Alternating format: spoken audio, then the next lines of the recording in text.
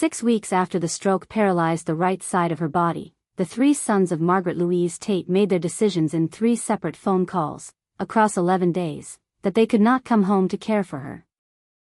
The 14-year-old girl, from across the street, made no decision at all. She did not know the woman's name yet. She would learn it on the morning she watched a bag of rice split open on the concrete steps out front, while the woman sat there, with one working hand, and no one coming. The girl picked up the rice. She carried the bags. She said, "Yes, ma'am." Then she went to school. She did that every morning for 2 years. The woman did not yet know what she would leave her. The girl did not yet know what the woman had been keeping under her bed for 31 years. Before we continue, comment what time you are watching, and where in the world you are from, and do not forget to subscribe, because tomorrow is a story you simply cannot miss. Margaret Louise Tate was a school cafeteria worker for 31 years. She worked at Dunbar Elementary on the east side of Jackson, Mississippi, in a kitchen that smelled like butter and bleach and the particular warm steam that only comes from institutional pots of beans left on low heat since 6 in the morning. She wore a hairnet and a blue apron, with the school district logo on the chest pocket, faded from washing. She had a pair of serving gloves she replaced every 3 months, and a ladle she had been using, since 1994, that the district had tried to replace twice, and she had quietly kept both times, because the weight of it was right. She called every child by their first name. She memorized them in the first 2 weeks of every school year. Not from a list. From the line. She watched faces.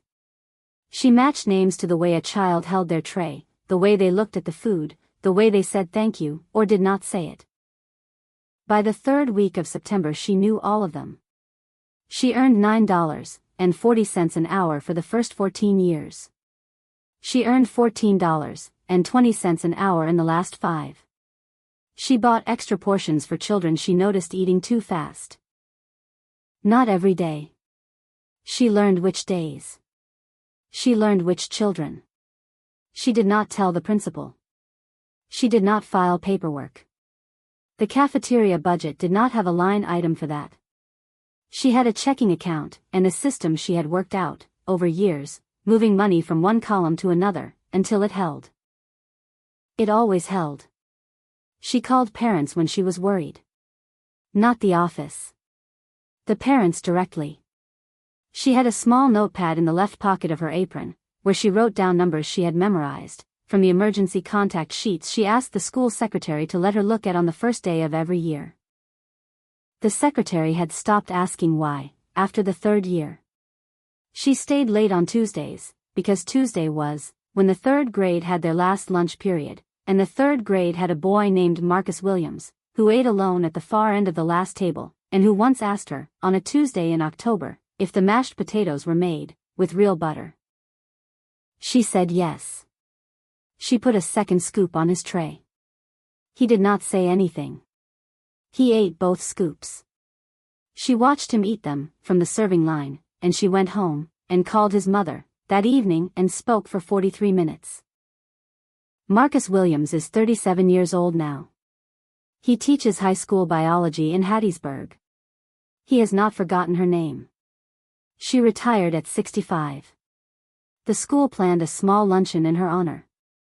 The luncheon was cancelled, because the district had frozen discretionary spending the week before. No one told her until a Thursday afternoon. The assistant principal apologized. Margaret said it was fine. She said it the way a person says it, when they mostly mean it, and have decided the rest does not matter. She spent her last afternoon alone in the kitchen, after the other workers had gone. She washed down her station the same way she had washed it down every afternoon for 31 years. She removed her apron. She folded it once, and set it on the counter. She took her ladle off the hook above the 3rd burner. She held it a moment. Then she placed it back on the hook. She left it there. She carried her 2 cardboard boxes out, through the loading dock to her car. She drove home to Decatur Street, the small white house, with the chain-link fence, and the rows of Sharon bush, that had been dying and reviving in the front yard, since 2006. She did not open the boxes. She set them in the hallway, and walked past them to the bedroom.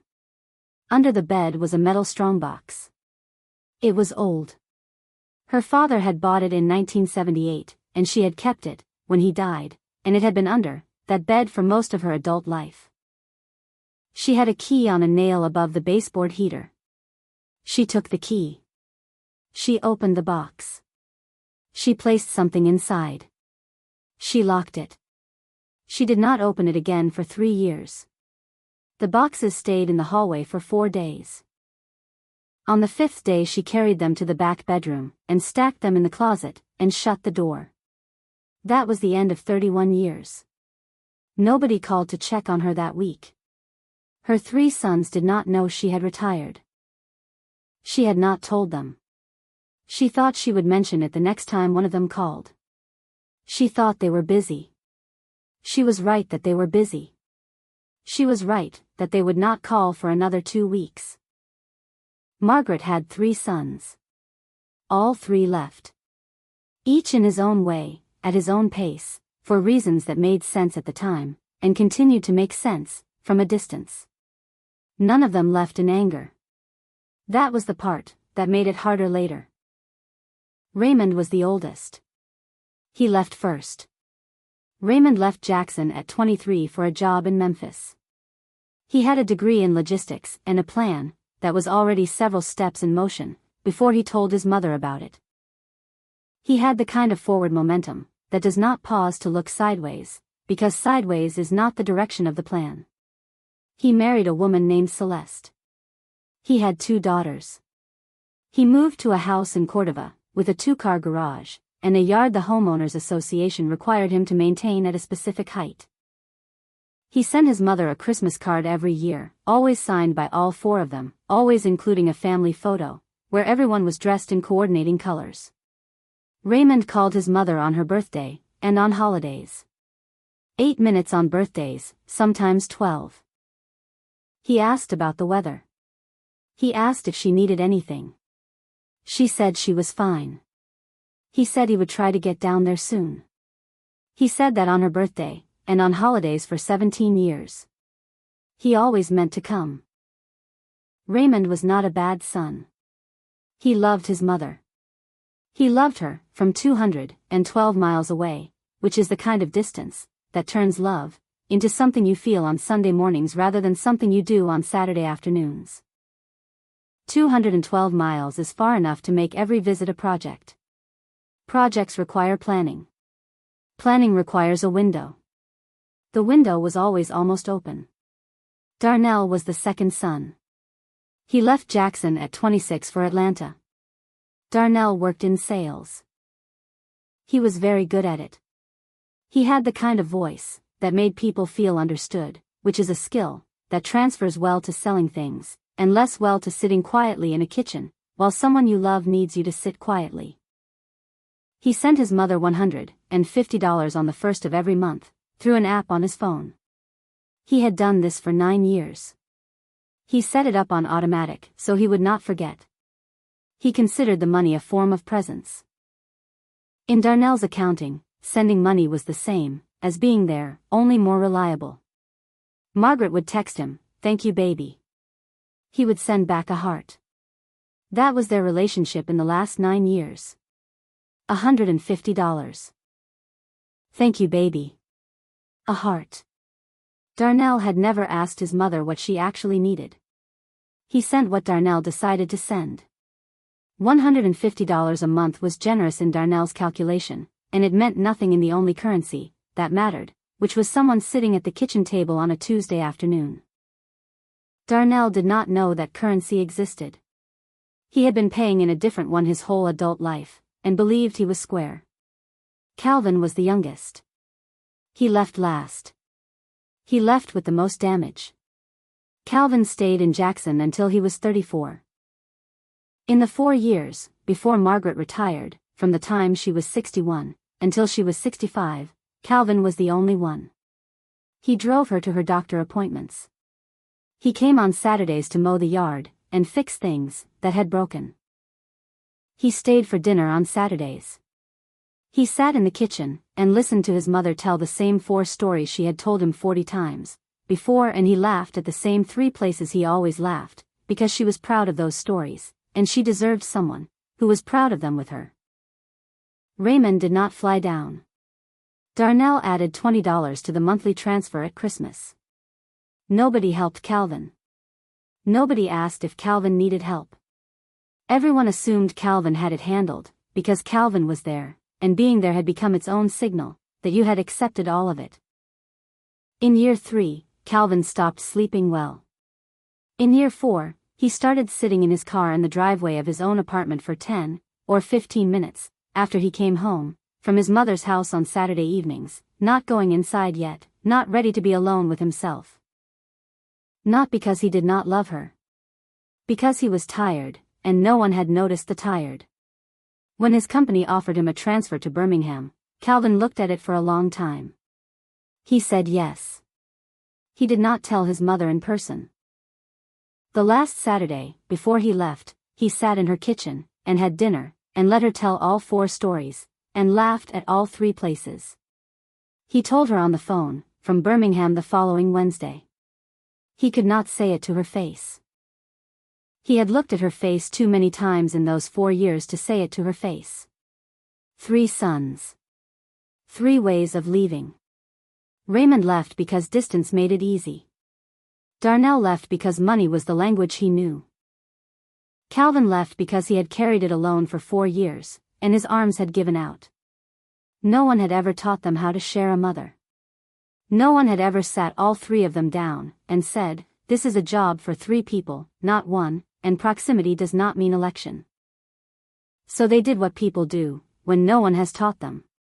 They drifted. They sent what they could from where they were.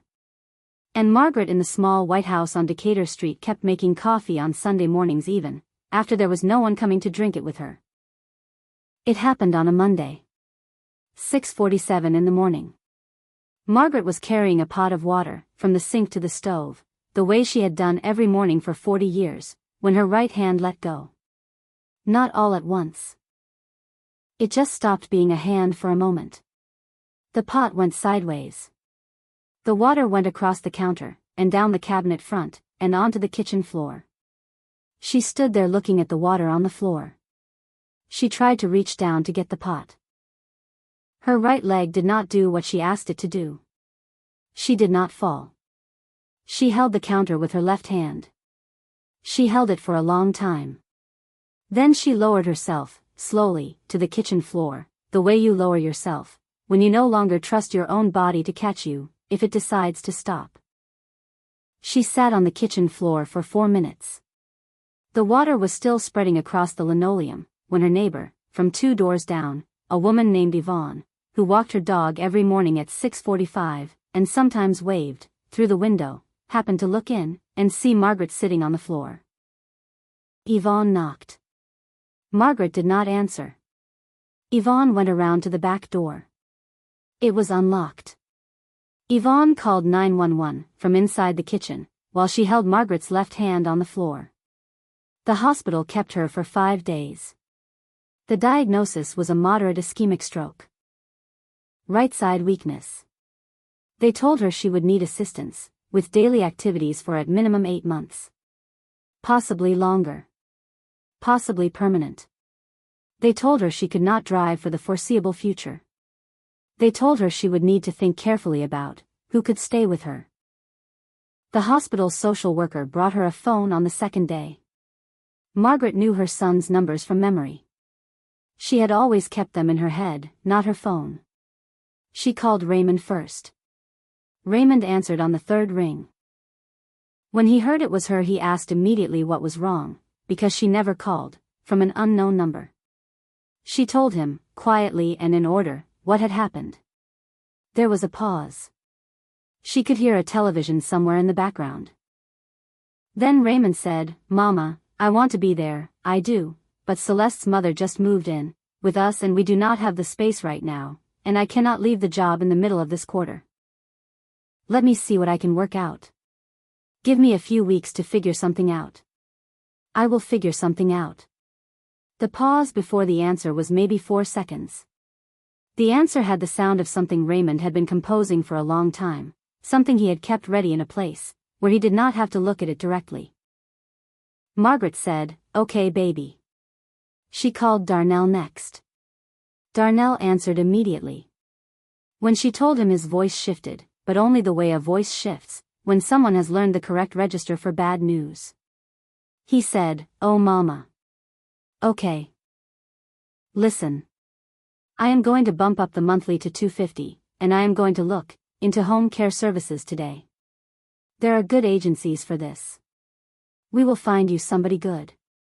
I promise we will find you somebody good." Darnell did not say he was coming. He said he would find someone. He said it the way a person says they will call a plumber. Margaret said, "Thank you, Darnell." Her voice was flat.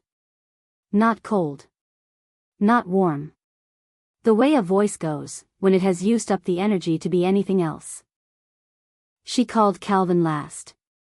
Calvin was the one she had thought about the longest before dialing. Calvin was the one she had hoped she would not have to call. She had told herself that before she picked up the phone, and she had told herself it was because she did not want to burden him, and that was partly true, and partly something she did not look at too directly. The phone rang once. Twice. 4 times. 5 times. She was about to lower the phone when he answered. He said, "Mama." Just her name. Just that. She told him. She kept it short. She gave him the facts in the order they happened. The silence on his end lasted long enough that she looked at the screen to make sure the call was still connected. She could hear him breathing. Slow. The kind of breathing a person does when they are trying not to make a sound. The silence was 23 seconds. It felt longer. Then Calvin said, "I cannot do this right now." He did not say Birmingham. He did not say the job, or the apartment, or the life he had built in the 14 months since he left. He did not say "I am sorry." He did not say "I love you." He said 5 words and stopped. Margaret did not ask him why. She already knew why.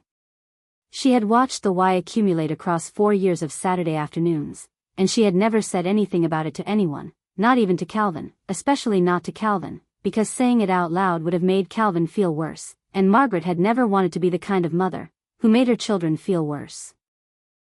So she said the only thing she could say. She said, "Okay." The line was quiet. Then Calvin hung up. Margaret set the phone down on the blanket beside her. The hospital bed had rails on both sides, raised. The 4-line ran into her left arm. The television on the wall across from her was tuned to a news channel, with the sound off. A nurse came in to check her vitals. She was young, maybe 25, and she looked at Margaret, and then at the phone on the blanket, and she asked, gently, the way you ask someone who has just heard something difficult, "Ms. Tate, is there anyone else you would like me to help you reach?" Margaret looked up at her. "No thank you," she said. "That is enough." The nurse stayed a moment longer than she needed to. Then she wrote something on her chart and left. Margaret lay in the bed. The phone stayed face down on the blanket. She did not cry. She did not move. She looked at the window. The window faced the hospital parking structure. There was nothing in the parking structure worth looking at. She looked at it anyway. It was Monday afternoon. A little after 2 o'clock. She was home by Thursday. The house on Decatur Street was exactly as she had left it. Nobody had moved anything. The pot was still on the kitchen floor. The water had dried and left a faint ring on the linoleum. Her neighbor Yvonne had collected the mail and left it in a stack on the kitchen table, with a piece of paper that said, "Soup in the fridge, 2 days." No need to return the container. Why? Margaret stood in the kitchen for a long time looking at the ring on the floor. Then she sat down at the table and tried to open the pill bottles the hospital had sent her home with. The caps were childproof. They required pressure and a twist, with 2 hands working together. She tried to hold the bottle against her chest, with her weak right arm, while her left hand twisted. The arm did not hold. The bottle slipped. She tried again. The bottle slipped again. It took her 7 minutes to open one bottle. She sat at the table, after she had taken the pill, and looked at the 3 other bottles lined up beside the stack of mail. She opened each one. The walk from the bedroom to the kitchen had taken her 30 seconds before.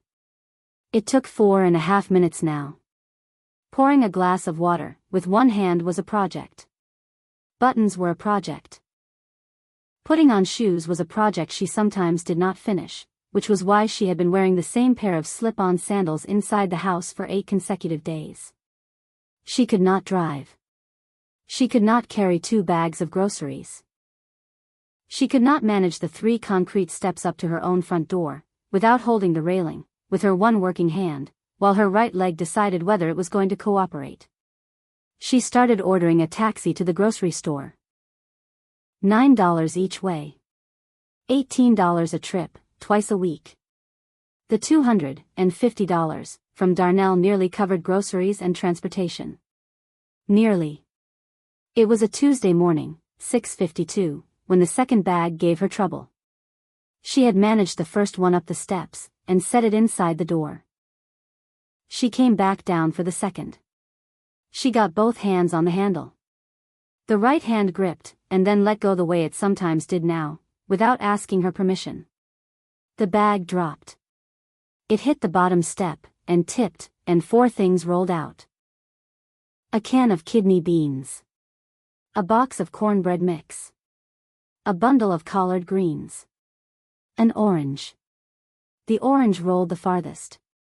It went down the front walk, and stopped at the base of the chain-link gate. Margaret sat down on the bottom step. She held the first bag handle in her left hand. She looked at the orange against the gate.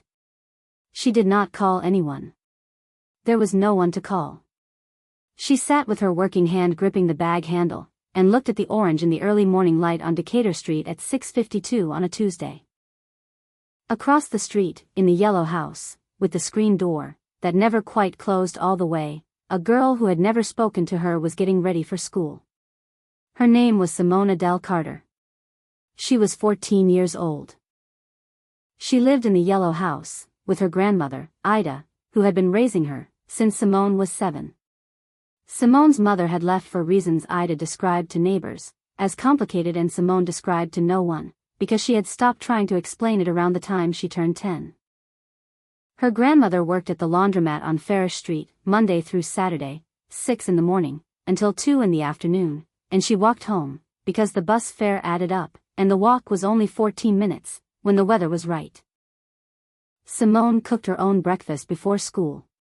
She had been doing it since she was 9. She was good at it. She made her grandmother's coffee, before she left every morning, and set it in a thermos, so it would still be warm, when Ida got home at 2:15. Simone was not a remarkable student in the way report cards measure remarkable.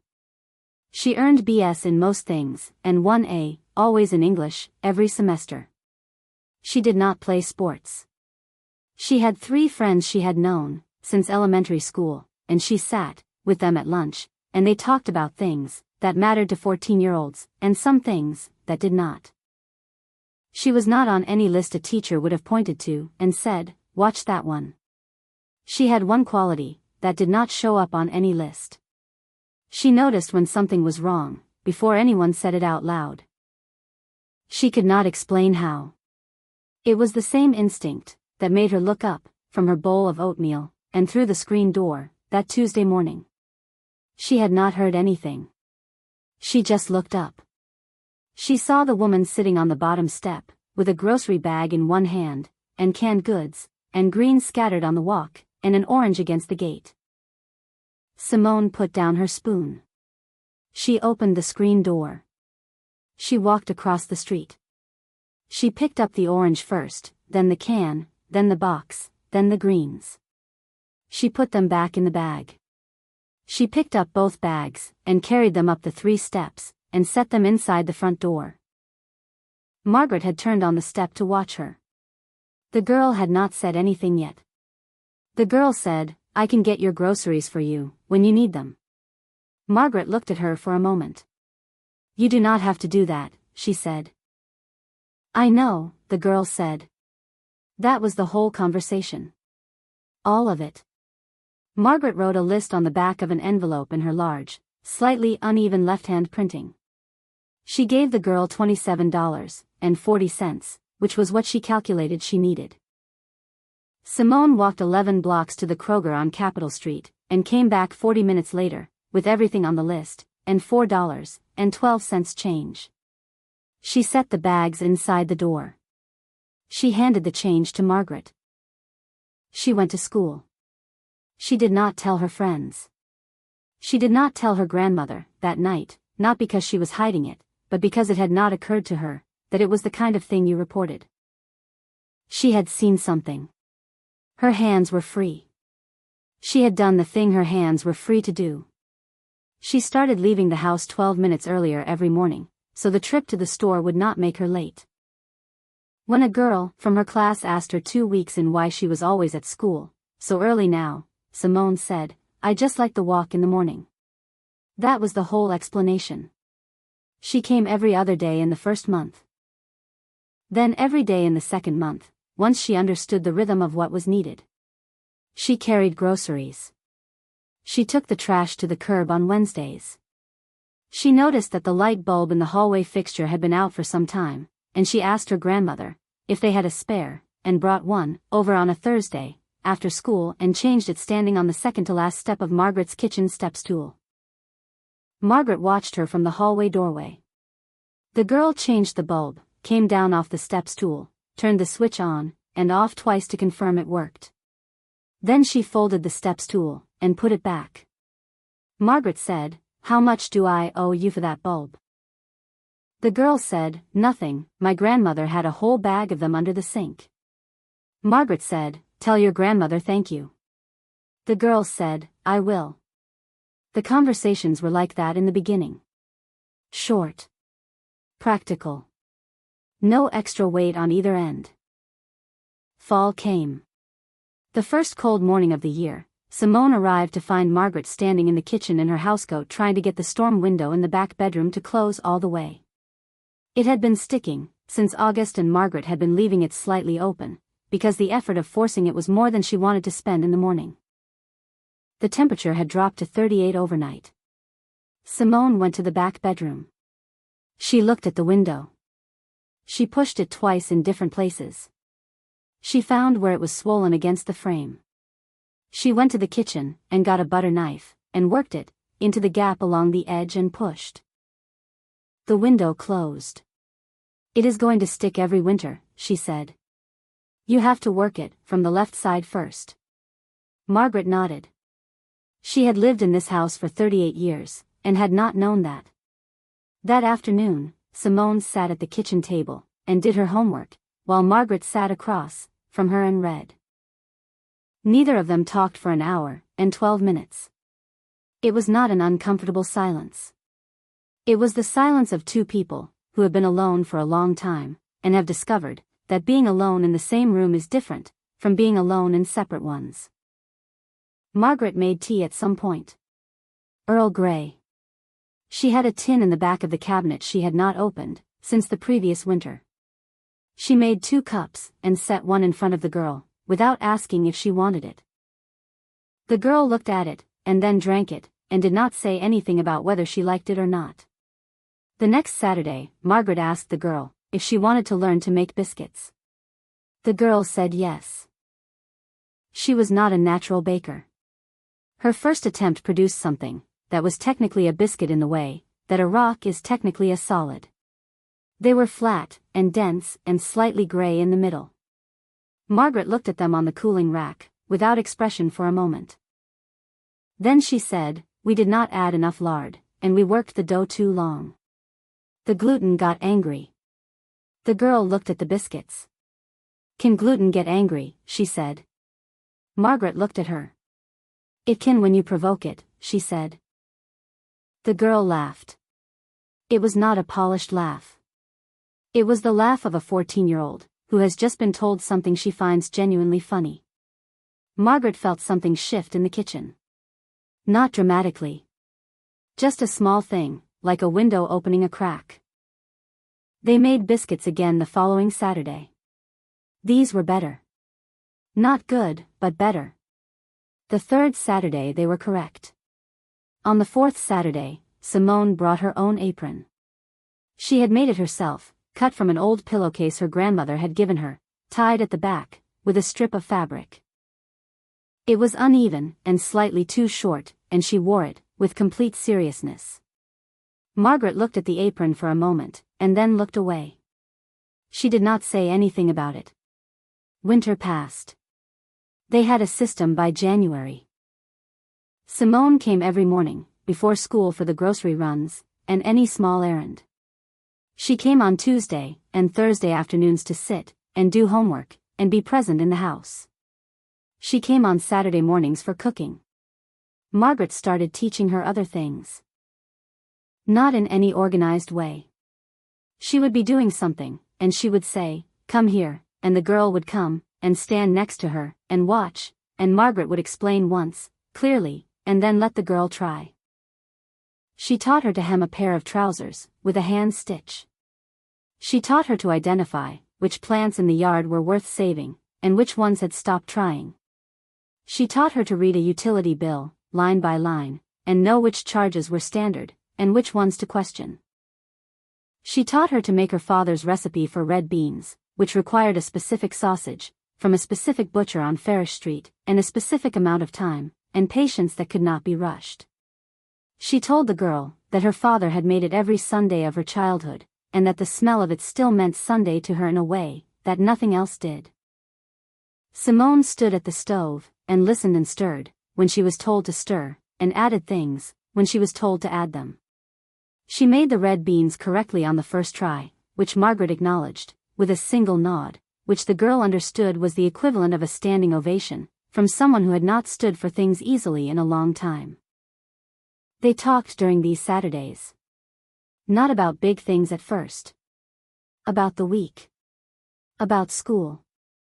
Simone told her about a teacher in her English class, who had mispronounced her name all semester despite being corrected on the third day, and never correcting himself, and how she had stopped correcting him, because it had started to feel like a conversation only she was having. Margaret listened. She did not offer opinions, unless the girl asked. When the girl asked, she answered plainly, and without softening it, and then she stopped. She did not repeat herself. She did not add. She had spent 31 years watching children, and she knew the difference between a child, who needed to be talked to, and a child, who needed to be heard, and this one needed to be heard. Simone told her, on a Saturday in March, that she had gotten into the accelerated English track for the following year. She said it quietly, in the middle of washing a mixing bowl, not looking up. Margaret said, "I know you would." Simone said, "I did not tell you I applied." Margaret said, "No. But I know you." The girl finished washing the bowl. She did not say anything else about it. But she stood a little straighter at the stove for the rest of the afternoon. In the second spring, Margaret asked her about high school. Simone was 15 now, a year into high school, and the question of what came after had started to sit in the room, without anyone naming it. Simone said her grades were good. She said she wanted to go to college. She said her grandmother could not afford it, and financial aid would help, but probably not enough. She said she had been looking at the community college downtown, because it was what she could reach, and she was trying to make peace with it. She said all of this to the pot of beans on the stove, not to Margaret. Margaret looked at her for a long time. Long enough that Simone turned from the stove to see what the silence was about. "You are going to a 4-year school," Margaret said. Simone looked at her. She said, "Ms. Tate." Margaret said, "Keep stirring." Simone turned back to the stove. She kept stirring. That evening, Margaret went to her bedroom. She lowered herself carefully to the floor beside the bed, the way she did everything now, and she pulled the strongbox out from underneath. She opened it. She took out a piece of paper, and wrote a name on it. She wrote a number beneath the name. She put the paper inside the box, with everything else. She locked it. She pushed it back under the bed. She did not tell the girl. She did not tell anyone. She would not open the box again for 10 months. The months ran together the way good months do, without drama, without peaks, without anything to grab and say, "Here, this is where everything changed." That is what made this the most important part of the story. Nothing changed dramatically. Everything changed slowly, and without announcement, the way light changes in a room, over the course of an afternoon, not in any one moment, but across all of them. Simone came. She came on Tuesdays. She came on Thursdays. She came on Saturdays. She came on the first day of a February ice storm, with rock salt she had borrowed from her grandmother's garage, and she spread it on the steps and the front walk, before Margaret was awake, and Margaret found it, when she came to the door at 7:15, and stood looking at the clear steps for a moment, before going back inside. She came on Thanksgiving. Her grandmother worked a half day, and then went to her cousin's house across town, and Simone told her grandmother she would be along later, and she spent the morning in Margaret's kitchen making the cornbread dressing the way Margaret had written it out for her on an index card in September. She made it correctly. They ate at the kitchen table, the two of them, and Margaret told a story about a Thanksgiving in 1989, that involved a turkey, and a neighbor's dog, and an outcome that was both disastrous and somehow triumphant, and Simone laughed in the right place, without being prompted. Margaret told her things she had not told anyone in a long time. She told her about the boy named Marcus Williams, who ate alone at the end of the table, and the Tuesday she had put the second scoop on his tray. She told her about the principal in 2000, and one who had tried to stop her from giving extra portions, and how she had kept doing it anyway, quietly, and how the principal had eventually stopped noticing, because some battles are not worth the attention they would require. She told her about the girl she had sent to the principal's office, with a piece of yellow paper in 2004, the one who was now a teacher in Hattiesburg, and how the girl still sent her a card at Christmas, and had for 27 years, without missing one. Simone listened. She had the kind of listening that did not interrupt. Not because she had nothing to say, but because she understood that the person across from her was giving her something that had been held a long time, and required space to be set down. Margaret told her once, on a Saturday in October, in the second year, that she had liked the work. That she had liked the kitchen, and the noise of it, and the specific satisfaction of a line of children moving through a serving station, and getting what they needed, and going to sit down and eat. That nobody had ever written a story about a cafeteria worker. That she had not needed them to. But she had liked the work. Simone said, "I think you should have gotten a party." Margaret said, "The budget was cut." Simone said, "That is not what I said." Margaret looked at her. Then she looked at her cup. She took a sip of tea. She did not say anything else about it. It was a Saturday in late April, the second year. Simone came at 10 in the morning, with the groceries already bought, which she had started doing on Saturdays, because it saved a trip. She put them away in their places, which she knew, as well as her own kitchen now, and she sat down at the table. Margaret had not started the tea yet. The kettle was on the stove but cold. She was sitting at the table already, hands around an empty cup, and she looked at Simone, when she sat down in the way she looked, when she had decided something, and was finding the order of words for it. She said, "I want to show you something." She led the girl down the hall to the bedroom. She moved slowly the way she always moved, and the girl moved slowly beside her, a step behind, close enough to be there, without making it obvious she was there. Margaret lowered herself to the side of the bed. She reached under and pulled the strongbox out. She took the key from the nail above the baseboard heater. She put the key in the lock. She turned it. She opened the box. She stood up, stepped back, and said, "Go ahead." Simone looked at her. Then she looked at the box. It was full of paper. She lifted the top bundle. Letters. Dozens of them, bound in rubber bands in small stacks, not organized by date or name, just kept. Some on yellow legal paper, some on note cards, some on sheets torn from spiral notebooks, with the fringe still attached. Some handwritten in large clear letters. Some in the small cramped writing of adults who had learned to write small. Some in pencil that had faded to gray. Simone took one from the middle of the top bundle. It was written in the handwriting of a grown woman, careful and even. It said, "Ms. Tate, I was in your cafeteria line, from 2nd grade, through 5th grade at Dunbar Elementary. I am 34 years old now. I am a nurse.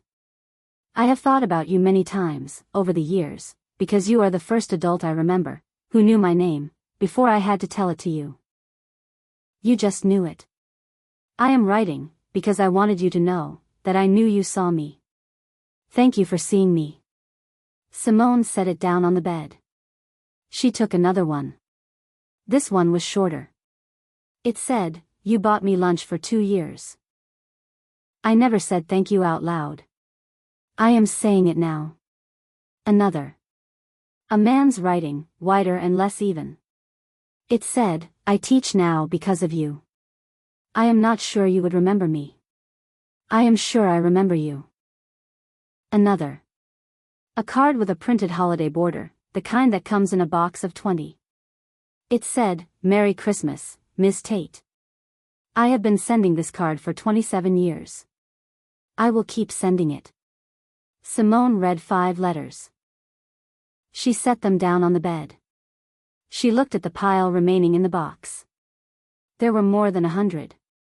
There were probably more than 200. They were not organized. They had just been placed there, carefully, over 31 years, by a woman, who had kept them not because she needed proof, but because the people who wrote them had taken the time to write them, and the amounts they represented were real, and deserved to be remembered. Simone looked at Margaret. Margaret said, "That is what I did for 31 years. That is what it was worth. Not the retirement party they cancelled. Not the paperwork. Those." Simone nodded. She did not trust her voice. Margaret said, "There is something else in there." Simone reached into the box, beneath the remaining letters. Her hand found an envelope. White. Plain. From a bank she recognized. She opened it. It was a statement. A 529 college savings account. The account holder was listed as Simone Adele Carter. The date the account was opened was 22 months earlier. The month Simone had stood on the front walk at 6:52 in the morning, and picked up an orange, and carried 2 bags up 3 steps, and handed back $4.12 in change. The balance was $31,417. Simone read the number twice. She set the paper on the bed. She stood there. Margaret waited. Simone said, "Ms. Tate, I cannot take this." Margaret said, "You already have." Simone looked at her. Margaret said, 22 months ago. When you picked up that orange." Simone looked down at the letters on the bed. She looked at the box. She looked at the statement on the blanket beside the letters. She thought about her grandmother leaving the house at 5:45 every morning to walk to the laundromat on Farish Street. She thought about the community college application she had started filling out, and then closed, without submitting because something about submitting it had felt like saying out loud that the other thing was not possible. She thought about the words she had used every time Margaret had told her she did not have to bring the groceries, or change the bulb, or come in the cold, or spread the salt on the steps. She said it now. Quietly. Lower than the first times. With a different weight than the first times. "I know," she said. Margaret looked at her and nodded once. Neither of them said anything, after that for a long time. A car went down Decatur Street. Somewhere 2 houses, over a dog barked twice and stopped. The afternoon light was coming, through the bedroom window at the angle it came, through in late April, low and long, moving across the floorboards. Simone did not cry the way people cry in the movies. She cried the way a 15-year-old girl cries, when someone has seen her clearly for the first time, and put a number on the seeing, and the number is the whole future she had told herself not to want. She pressed the back of her hand against her mouth, and her shoulders went up once, and then she pulled them down. Margaret crossed the room, and put her working hand on the back of the girl's neck. She did not say anything. She did not need to. The letters were on the bed between them. 211 letters, from strangers who had written, over 31 years to say, that a woman in a blue apron in a cafeteria on the east side of Jackson had seen them. And the girl, from across the street, was the one she had chosen to give them to, because the girl was the one who had shown up. If this story made you think of someone who shows up for others, without being asked, send it to them. They may not hear it enough. The people who simply appear are the hardest ones to remember to thank, because they never ask to be thanked. And if this story made you think of someone you have not called in a while, do not text them. Call them. There is a difference. A text is what you send when you want to feel like you did something. A call is what you do when you want the other person to feel like they matter. The person waiting at the other end of that number already knows the difference. They have known it the whole time. Now here is the question this story leaves behind, and I know it will cause disagreement. Margaret left everything to the teenage girl from across the street. The savings account, the house, everything she had. She left nothing to her 3 sons. But one of those sons had stayed for 4 years, while the other 2 were gone. 4 years of Saturdays, and doctor appointments, and dinners, and stories he had already heard, and carrying it alone, while no one helped him carry it. So I want you to think about this. Was Margaret right to treat Calvin the same as the 2 who never came? Or did Calvin earn something different, because he stayed when no one asked him to, and gave more than anyone had a right to ask? Is it fair to hold it against the one who stayed the longest just because he could not stay forever? Or does the one who stayed longest owe it to their mother to have stayed longer still, no matter the cost? Leave your answer below. Both sides have an argument. Both sides have evidence from this story. I want to read what you think. Subscribe. Tomorrow is a story you cannot miss.